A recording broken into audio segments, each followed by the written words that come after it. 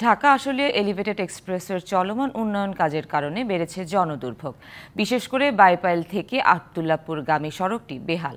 Drainage ব্যবস্থা না থাকায় সড়কে সৃষ্টি হয়েছে জলাবদ্ধতা। খোঁড়াখুঁড়িতে রাস্তার এক পাশ দিয়ে ধীরে চলছে যানবাহন। এতে নষ্ট হচ্ছে কর্মঘণ্টা। আর্থিক ক্ষতিতে পড়েছেন ব্যবসায়ীরা। ভোগান্তি দূর করতে ব্যবস্থা নেওয়ার আশ্বাস প্রকল্প সংশ্লিষ্টদের। ২০২২ সালের নভেম্বরে শুরু হয় ঢাকা আশুলিয়া এলিভেটেড এক্সপ্রেসওয়ের কাজ। ২৪ কিলোমিটারের এই উড়ালপথ দিয়ে আশুলিয়া থেকে চিটাগাং রোড পর্যন্ত চলাচল করবে যানবাহন। তবে নির্মাণ কাজের সঠিক পরিকল্পনার অভাবে ব্যস্ততম সড়কটি আতঙ্কের কারণ হয়ে দাঁড়িয়েছে ব্যবহারকারীদের কাছে। সড়কটি ব্যবহার করতে প্রতিদিনই ভোগান্তিতে পড়তে হচ্ছে হাজারো পরিবহনকে। খোঁড়াখুঁড়িতে সংকীর্ণ হয়ে পড়েছে সড়ক। এতে যানজট আর ধুলোয় বিপর্যস্ত জনজীবন। সড়কে সৃষ্টি হয়েছে জলাবদ্ধতা।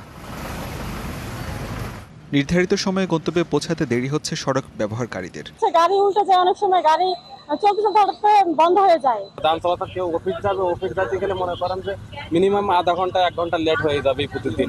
ক্ষতির মুখে সড়কের পাশে ব্যবসায়ীরা। রাস্তার কাছে গাড়ি রাখা দোকানে আসতে পারতো কাস্টমার, এখন একটু আসতে কষ্ট হয় আর কি। পানি, ওদিক দিয়ে ময়লা, এদিক দিয়ে আমরা ভোগান্তিতে অনেকই আছি। খানাখন্দ ও জলাবদ্ধতায় সড়কে প্রায়ই নষ্ট হচ্ছে যানবাহন। রোডের যে অবস্থা, গাড়ি গাড়ি প্রতিদিন থেকে সাথে রোডে পড়ছে।